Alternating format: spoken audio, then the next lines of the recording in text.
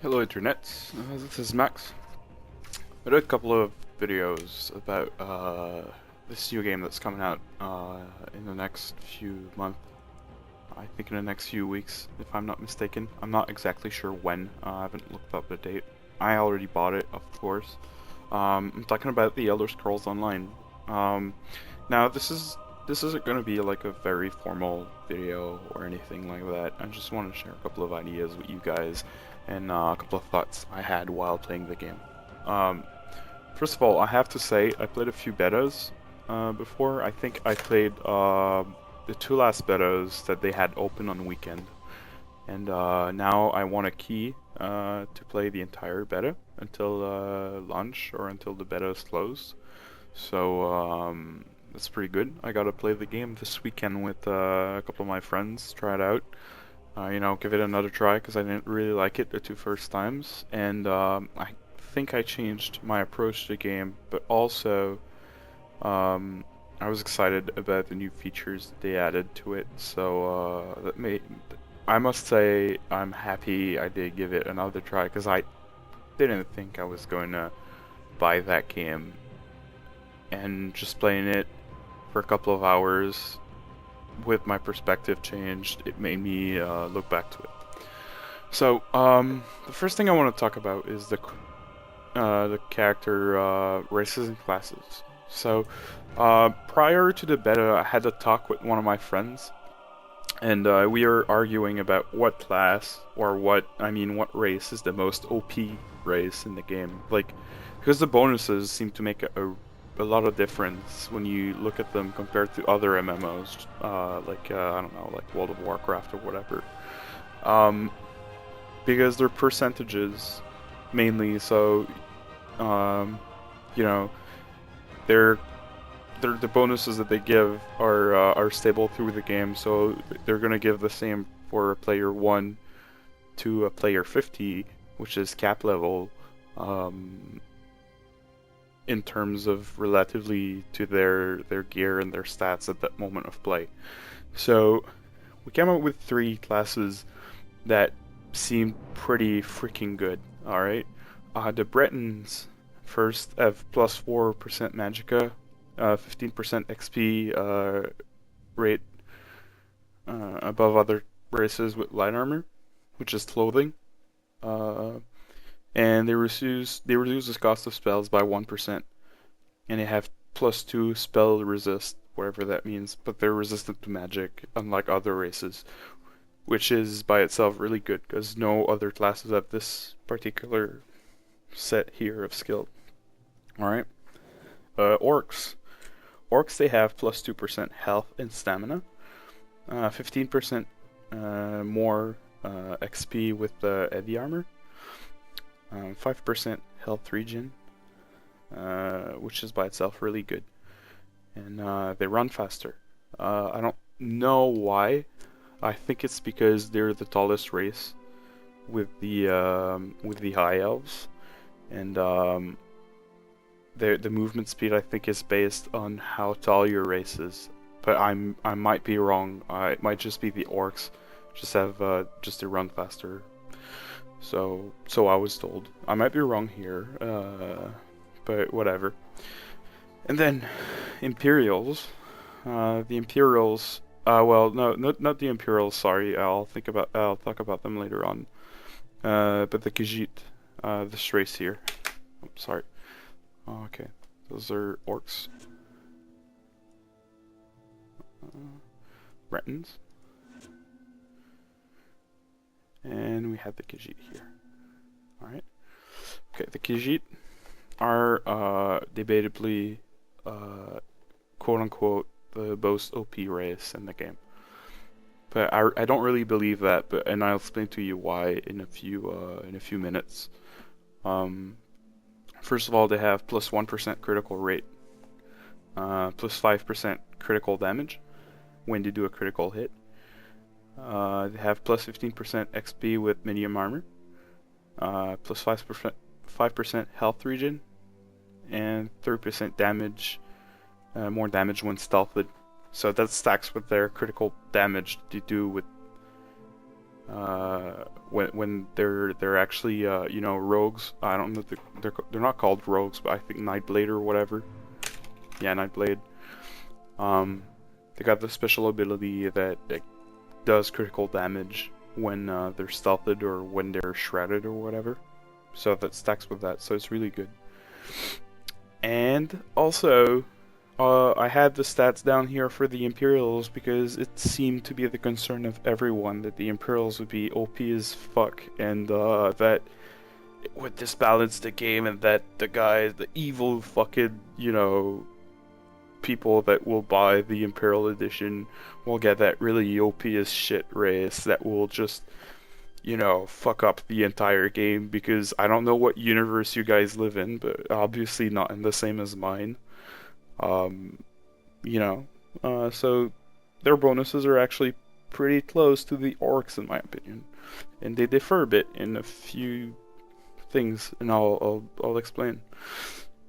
So they have 4% more stamina and health regen. No, sorry, plus 4% stamina and health. That's 2 times as much as the orcs. Alright, so far it seems really good. Alright, so far. They have plus 15% with the shield line. And if you don't mind, I'm gonna play this game a while. I'll play with my character here while I explain this to you guys.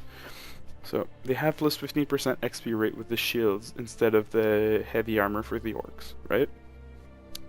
And they have 10% chance that a hit with a melee weapon will restore 2 points of health. All right, that seems really good. That seems like better than the orcs. But I'll explain to you why it's not really good. Well, it's not really good, but it's balanced, because although they have more stamina and health, they don't have the 5% constant health regen that the orcs have, which by itself is really good as well. So they're gonna have a larger pool, but it won't regen as fast as the 5% health regen that the orcs have. And 2 points of health, when you think about it, having 10%, that means that 1 out of 10 hits will regenerate 2 healths to my character. Alright? We'll see here, my character is level 11. It's a hybrid mana, magicka, and health character that I made. Look how much health he has. He has 503 health. What the hell am I gonna do with 2 more health, right? So that's, when you think about it, these races are pretty balanced, right? It makes, in my opinion, I think it makes perfect sense. And, you know, maybe, you know, the orcs will have like a slight advantage on, you know, the long term if they fight a really long fight with the Imperials. But the Imperial will have a larger pool, so that means that if they do like larger DPS in your face kind of thing, like burst DPS, crazy as fuck, they're gonna win over the orcs, right? But that's just by a slight margin, alright? So don't, you know, guys, don't lose your shit about this, alright? Then, we got to, I want to show you guys something. Here. This is my skill line, alright? This is pretty interesting, alright? I'm not a fan of classes in role-playing games. I think classes are something, they're an artifact of conversion from old, you know, war games. You know, in the 70s when Gygax smoked crack and started writing Dungeons and Dragons, alright? Like, I have nothing against Dungeons and Dragons. I think it's crazy. I played it for a while when I was in high school and it was crazy. But you have to admit, fucking classes suck, man. They're just out of the imagination of some guy that, you know, had no fucking game design talent. Let's fucking face it. That's true, okay? Classes force you to play an archetype of characters. Whatever you say, okay, I don't give a fuck, it's true, okay? And I was pretty damn pissed about that game having classes, because classes, well, you know, they suck, in my opinion, alright, at least. But, what this game brings in terms of classes is actually pretty freaking amazing, and I think, you know, it might be a good compromise, alright? I'm just saying, it doesn't fit really well the Elder Scrolls lore, but whatever, okay? I'll just show you. My character. My character is a Dark Elf. Alright? My Dark Elf is... Okay, first off, I started as, what is it called? Dragon Knight thing. And I was like, okay, I want a gimmick character. I want to do something that's gimmicky and, you know, catches attention. I wanted to play a battle mage that focused on spells, fire spells. So, okay, so why take the fire class then? Well, because I have all these cool fire abilities I'll show you in a while. Alright? I have all these freaking good fire abilities. And I can use the staff, okay? Like any other class, I can use a fire destruction staff and throw fireballs at things. Alright? And that enables me to unlock active abilities for the staff, such as, you know, a freaking line of fire. I don't know why. I think the game is loading. Oh, my FPS is getting really low right now. But, you know, I could have, like, I can use tons of abilities here. There's some mobs here. Wait. Okay, I don't know. Wait a second there. Okay. Settings. Just turn off my anti-aliasing so you guys can bear with me here. Spats is running and it sucks. Alright, I know. I'm at ultra high right now, which just doesn't help at all. So I have this really cool chain ability that I can pull people towards me with. Here, this one. And this ability, these abilities you can have until level 5, and then you can morph them into something else. Mine has more range than the standard one, so I can pull them from further. And then, you know, that ability that I just activated was one of my stabs ability. It gives me really good CC, and I changed it so it stuns people on top of throwing them back, you know? So, and I have this one here. I mean this one, which is like a really cool line of fire. And this one I made evolve into a more DPS-y thing. Alright, so I must say, my build is really good in PvE environment, not in dungeons. It really sucks in dungeons, but it's really good in the environment, requesting, and it's abusive in PvP. It's really good. I can grab people on the walls of them and throw them, you know, pull them down from the walls and shit. That's pretty cool. And that's just, you know, my opinion on the classes is that, you know, they made a good job of making something that's flexible. You know, you can do absolutely anything. Like my friend, he made a hunter out of a sorcerer, and when he explained it to me, I thought it was crazy. Like, he has his pets. Like there's a skill tree line that you can summon pets with, and some CC stuff to like prevent from getting cornered in close combat. And so he also has his pets like following him and defending him, and he shoots with his bow, and he has his bow skills, and it really is like a, you know, like you see in World of Warcraft, like a hunter kind of class. It's really awesome, I think. And other than that, well, you know, the PvP is really great. I mean, it's, you know, it's really great because I think like it's really well balanced. Like the races, they have really good bonuses, but you know, in a sea of like 300 persons and like fighting each other, I don't think it makes much of a difference. I think in the end, you just have to go with what you think looks cooler, and you know, with the races you love, and you know, pick your build that you like for yourself. All right. As for the environment, well, I'm in Morrowind right now, and I don't think everyone would like it, but I think for a role-playing game, it is a really amazing looking game. I posted a few videos on it, and I think it's really great. You guys gotta check it out. I don't think, by all means, it's not a really great looking game in terms of, I mean, if you compare it to every other game in existence. But, like, I mean, more modern games. But well, it actually looks pretty good. But for an MMO, this is actually freaking crazy. Like, it looks so good. Like, I mean, when in freaking World of Warcraft have you ever, like, seen these things and felt like, I don't know, like, the textures are so nice and everything is HD and they're so, like, that the environment is varied and the atmosphere is just so great, and you can play in first person and be immersed in the environment. you know? That's my thoughts about that. Here, let me turn my page here. I made some notes. I have a couple of tips for you to enjoy the game. Alright? So, I would recommend, the Elder Scrolls players and fans to actually play that game.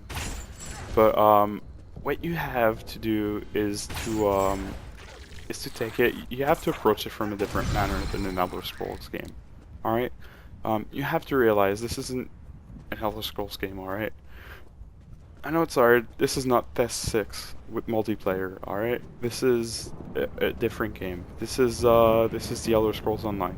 And the Elder Scrolls Online is a really good RPG.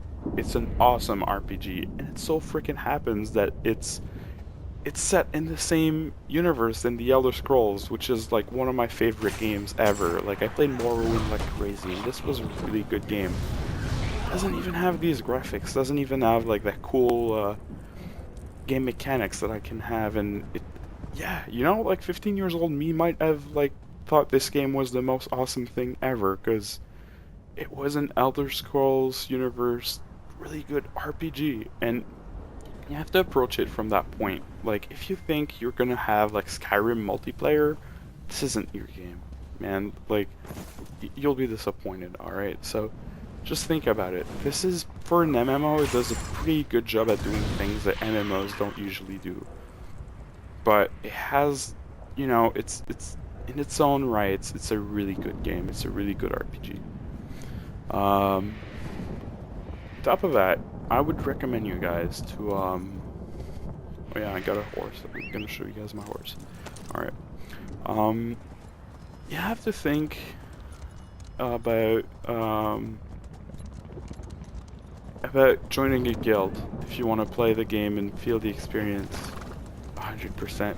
PvP is a lot more exciting with guilds, and you always have someone to craft you like cool armor and like someone that you can XP with, like do quests or dungeons. You're always gonna have like a tank or a healer, or you know, if you're a tank or a healer, you're gonna always have a DPS for the dungeons. But yeah, it's pretty awesome. I recommend you guys to join a guild so you can feel like the whole like social aspect of the game, which is pretty amazing in my opinion. My other thing, play in first person. I know, you know, you see a lot more when you're in third person, obviously, but you're being so much more immersed in the universe of the game when you play in first person, because you're living it through the eyes of your character, and the environments are designed so that they look beautiful. It's not like World of Warcraft where everything is so freaking ugly in first person, right? No, I mean, nothing wrong with World of Warcraft. It's a pretty good game, and I played it for a pretty long time, and it was goddamn freaking amazing. But I mean, this is a different game. First person, you know, is the way to go in my opinion. Well, at least for PvE. Maybe for dungeons, for certain places, you want to get in third person because, you know, let's face it, you have to have that environmental awareness, and I would understand in PvP if you would play in third person as well. But when you're questing, man, like, I mean, for God's sake, like, it's not like the mobs are hard to kill, like, it takes a couple of hit and they're dead. Just, like, let the game in, you know? Let it sink in, and, you know, lay back, enjoy it. That's my recommendation, you know? Also, I found out that I had much more freaking fun by listening to the NPC dialogues instead of skipping them and trying to do the quests as fast as possible. Because you'll see that most quests are actually like, I don't know, they're not yeah, they're your traditional MMO-ish kind of quests, you know? Go do this, go kill 10 of that, go there and find this, and come back to me, or meet my friend there, he will tell you what to do, or whatever. Alright, these are, you know, these quests. If you played MMOs, you know, you find them pretty boring, I think, or, you know, if not, well, good for you, you know. I'd love enjoying doing that type of trivial stuff, but, you know, some of us got other tastes in the matter of video game entertainment. But whatever, okay? It's your choice. in this game, they make a pretty good sense of integrating all these quests and fuck, I'm stuck here. Yeah, they make a pretty good sense of you know, integrating all these quests in the game's story, and the elements are so great. I mean, sometimes some quests are so creepy or so fun or so, you know, it's entertaining. Doing quests in this game is entertaining. I'm looking forward to it. I'm looking forward to, like, you know, what the story is like at the end, you know? What do you want? You have to absolutely make sure that you listen to the story. And my other recommendation is make up your own build, because here min-maxing isn't working in this game. And what I mean by min-maxing is dumping all your points in the same stuff, right? So you want to get a character that has like lots of health, and or just lots of freaking stamina, or lots of magicka so he can cast spells and whatever, or all heavy armor, or all, you know, I don't know, like whatever. Okay, we found out that actual hybrid characters can be really damn good, especially in PvPs. My character is a really good PvP character. It sucks in dungeons, but it really is a good PvP character because it has lots of freaking. And it's still a gimmicky character, right? I still, you know, I was like, oh yeah, I want to make a fire battle mage thing, alright? But yeah, lots of opportunity. So make your own damn build. I mean, like, make, you know, pick whatever class you want and go with the flow and experiment and try stuff. Anyways, you can respect all you can always respect, so no one cares, you know. Just do whatever you want, the hell you want, and don't bother about these cookie cutter builds, because it seems that actually the soft cap levels of health, stamina, and everything is actually pretty low. So do as you please and try to have a good time. And yep, this is it. This was Max. I hope my video wasn't too long. I hope you guys are gonna give a try to the Elder Scrolls Online, and I hope you guys are gonna have a nice day. So, see ya.